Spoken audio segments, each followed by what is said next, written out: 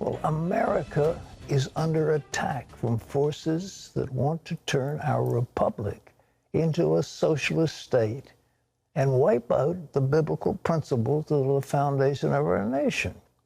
Author and historian William Federer is shining a light on the heroes who fought to keep our country free and the amazing stories of God's miraculous intervention in American history.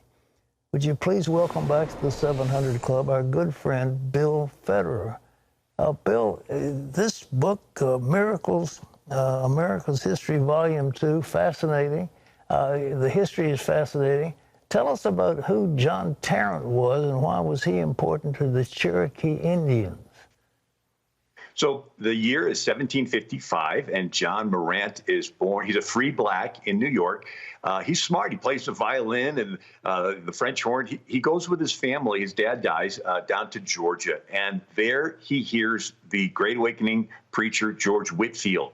He gets saved. He gets so excited for Jesus, he gets rejected by his family, so he goes off and lives in the woods. He's befriended by the Cherokee. He learns to speak their language, and he's there for several years, and then the British stir up the Cherokee to fight the Revolutionary War. So here we have Georgia on the verge of war, and the chief catches John Morant and is about to kill him when John Morant begins to preach to the chief in Cherokee, and the chief gets saved. And then he gives John Morant freedom to preach to the Cherokee, Creek, Catawba, Hoosaw. And then he goes back to preach to the slaves in South Carolina, and the British catch him and impress him into the British Navy.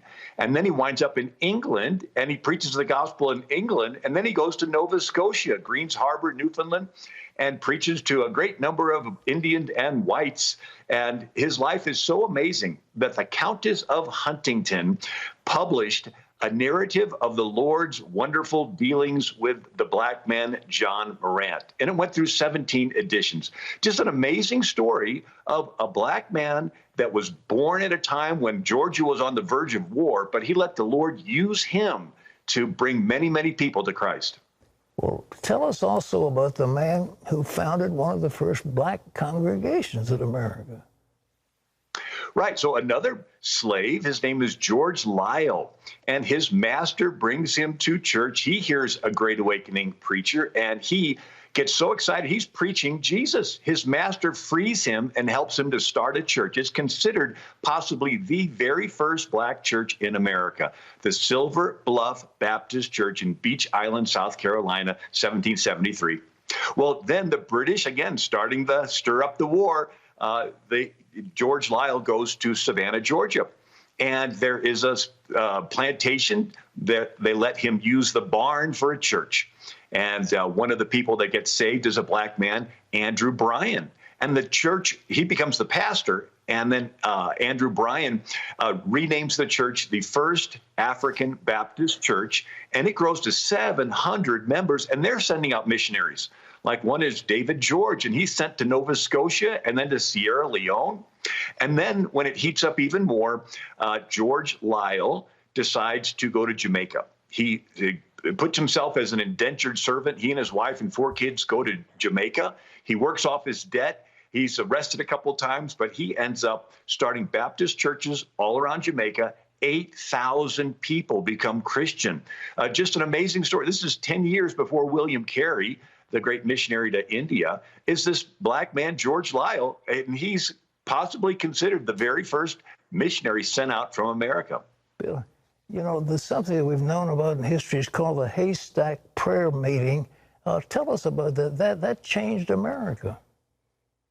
Williams College, Massachusetts, some students are walking back from class across a field. There's a downpour of rain. They hide under a haystack, and while they're there, they pray for world missions and commit their lives to world missions. The rain stops. They go to class. They tell the other students. They commit their lives to world missions. They start an American Board of Foreign Missions, and in the next 50 years, they send out 1,200 missionaries, and they go to Burma and Jamaica and Caribbean and Hawaii. Well, Adoniram Judson is one of these, and he goes to Brown University and has a classmate named Jacob Eames that talks him into being an atheist. And so he graduates and he starts a school, and he's traveling across New York in 1808. and he's staying at an inn. And he can't sleep because there's somebody in the next room groaning and dying, and then finally gets quiet and dies. And while he doesn't care because he's now an atheist, well, he's checking out of the inn, and he asks, who was that died? Well, it was Jacob Eames, the very friend that talked him into being an atheist. And so Adoniram Judson decides to renew his Christian faith, and he is 23 years old, and his new wife, Anne, they go all the way to India, and they meet William Carey, and then they go to Burma. One of the missionaries that went with him was Luther Rice. He comes back to America, raises money. He starts the Southern Baptist Convention. He starts the George Washington University, where the administration building is still Luther Rice University, and he's sending money to Adoniram Judson. Adoniram Judson's arrested, put in prison. They think he's a British spy. He's tortured, hung up by his feet. And then his wife is the only Western woman in the entire nation. But finally, he ends up translating the Bible into Burmese. It's now Myanmar, and there's over 6 million Christians in Myanmar, and they all trace their history to Adoniram Judson and this haystack prayer meeting revival in the early 1800s. Well, Bill, I want to thank you for this book and for the work you're doing. This is called Miracles in American History, and it's filled with wonderful stories. You could get this. Where's your book available? Wherever? It's AmericanMinute.com. AmericanMinute.com. Okay. Well, it's just fascinating, ladies and gentlemen, to see the history of America.